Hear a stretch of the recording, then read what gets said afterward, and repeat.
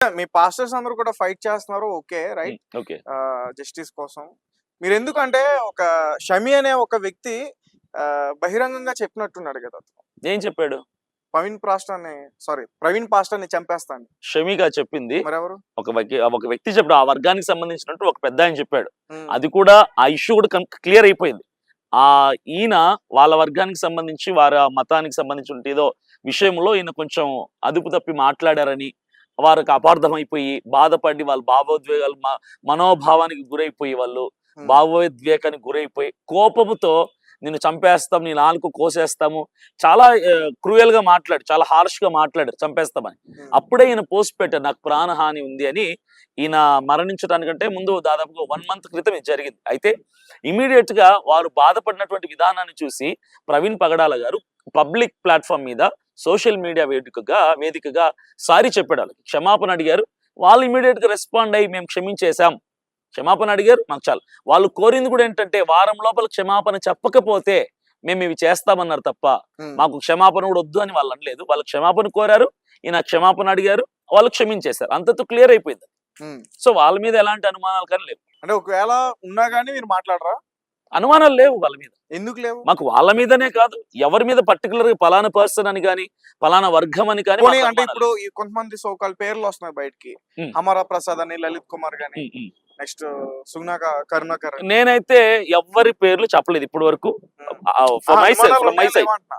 అనుమానాలు ఉన్నాయా లేవా? నాకు ఎవరి మీద అనుమానం లేదు. పర్టికులర్ గా పలానా కరుణాకరో, అమారా ప్రసాదో, లేదంటే లలిత్ కుమార్, ఎవరి మీద నాకు అయితే అనుమానం క్రిస్టియన్స్ పర్టికులర్ చేసుంటారు అయితే. ఛాన్సే లేదు. ఎందుకంటే ఒకటే ప్రశ్న మిమ్మల్ని అడుగుతాను. గతంలో అంటే మీరు పుట్టిన సంవత్సరం నాకు తెలియదు, చరిత్రని కనుక తీసుకుంటే హ్మ్. 100 సంవత్సరాల చరిత్రను వెనక్కి తవ్వితే ఏ క్రైస్తవుడు, ఏ క్రైస్తవ వర్గం, ఏ పాస్టర్లు ఎవరిని హతమార్చినట్టుగా చరిత్ర లేదు. ఏ వర్గపు ప్రజల్ని, ఏ మతపు ప్రజల్ని చంపినట్టుగా చరిత్ర లేదు. ఎవరిని హింసించినట్టుగా, వాళ్ళని ఇబ్బంది పెట్టినట్టుగా చరిత్ర లేదు. గతంలో నుంచి కొన్ని వందల వేల సంవత్సరాల నుంచి కూడా క్రైస్తవులు చంపబడుతున్నారు, హ్మ్. మిషనరీస్ చంపబడ్డారు, పాస్టర్లు చంపబడ్డారు. ఇలానే జరుగుతున్నాయి, ఇప్పటికీ జరుగుతూనే ఉన్నాయి తప్ప క్రైస్తవులు ఎవరిని చంపింది లేదు దేవుని పేరు చెప్పి. హ్మ్. కాబట్టి చూసుకోండి హిస్టరీ. దేవుని పేరు చెప్పి సువార్త చేయొచ్చు. ఎస్, ఎగ్జాక్ట్లీ, అది మా ఇప్పుడు హక్కు. సువార్త చేయడానికి వెళ్ళినప్పుడే కదా సార్ ఇలాంటి సంఘటనలన్నీ కూడా జరుగుతున్నాయి. స్వార్థ చెప్తున్నాను తప్ప ఎవరిని బలవంతంగా మార్చడం లేదే. ఇప్పుడు నేను మీకు హ్మ్. నా యేసు ప్రభువుని చెప్పొచ్చు, నాకు ఇష్టం లేదంటే నేను మానేయాలి. ఇష్టం లేదన్నా చెప్పడం తప్పు, నాకు వద్దు అన్నా చెప్పడం తప్పు, హ్మ్. నా ఇంటికి రావద్దు అన్నా వచ్చి చెప్పడం తప్పు. అంతే తప్ప ఇనిషియేట్ గా తీసుకొని నేను చెప్పడం ప్రారంభించినప్పుడు మీరు ఇంట్రెస్టెడ్ గా వింటే నో ప్రాబ్లం, నేను చెప్పొచ్చు, హ్మ్.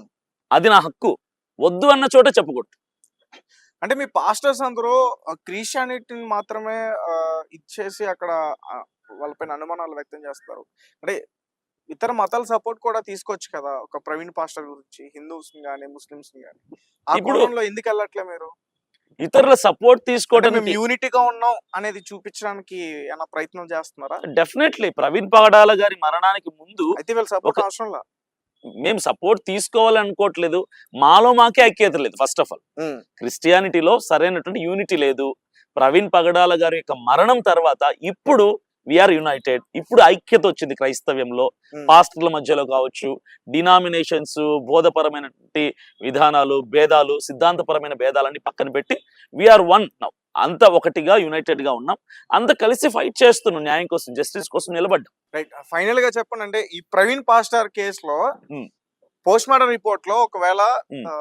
అతను మందు తాగి యాక్సిడెంట్ అయ్యి చనిపోయారని వస్తే అప్పుడేంటి ఏ స్టెప్ డ్రంక్ అండ్ తీసుకోబోతారు? డ్రైవ్ వస్తే మాత్రం క్రైస్తవులు ఎవరు ఊరుకోరు. హ్మ్? క్రైస్తవులు ఎవరు ఊరుకోరు. హ్మ్. ఇప్పటి వరకు భరించారు, సహించారు. డ్రంక్ అండ్ డ్రైవ్ అని కనుక ఆయన మీద పోస్ట్ మార్టం రిపోర్ట్ వస్తే అంటే వ్యవస్థపై ఎవరు నమ్మకం బేర్ లేదా? చేయరు. నోటి చెప్తున్నా, మీరు అడిగిన ప్రశ్న ఏంటంటే రిపోర్ట్ డ్రంక్ అండ్ డ్రైవ్ వస్తే ఏం చేస్తారన్నారు. నమ్మకం ఉందా లేదంటే నమ్మకాలు అయితే ఉన్నాయి, కాకపోతే లేట్ చేస్తున్నారని చెప్పి వాళ్ళ మీద ఒక బాధ కలుగుతుంది, వేదన కలుగుతుంది తప్ప. ఈ రోజు ఈవినింగ్ 6కో 7కో ప్రెస్ మీట్ లో పోస్ట్ మార్టం రిపోర్ట్ రిలీజ్ చేయబోతున్నారు. డాక్టర్స్ నుంచి పోలీస్ డిపార్ట్మెంట్ కి అందింది. సో ఈవినింగ్ రిలీజ్ అవ్వబోతుంది. డ్రంక్ అండ్ డ్రైవ్ వస్తే ఎవరు కూడా మౌనంగా ఉండరు, అందరు రోడ్డు మీదకి వస్తారు, అందరు న్యాయ పోరాటం కాదు చేస్తారు. సార్, అంటే మీకు చట్టం పైన హ్మ్. డాక్టర్స్ పైన నమ్మకం లేదా? మా డాక్టర్స్ రిపోర్ట్లు వినండి మారుస్తారా? వినండి డాక్టర్స్ పైన కాదు, డిపార్ట్మెంట్ పైన కాదు, గవర్నమెంట్ పైన కాదు, మా సేవకుడి పైన మాకు నమ్మకం ఎక్కువ, ప్రవీణ్ పగడాల గారి పైన నమ్మకం ఎక్కువ. ఆయన మీద ఉన్న అతను తప్పు చేయడు. ఆయన మీద ఉన్న నమ్మకం ముందు వీళ్ళ మీద నమ్మకం చాలా తక్కువ. అతను తప్పు చేయడం ఆయన తప్పు చేయడు.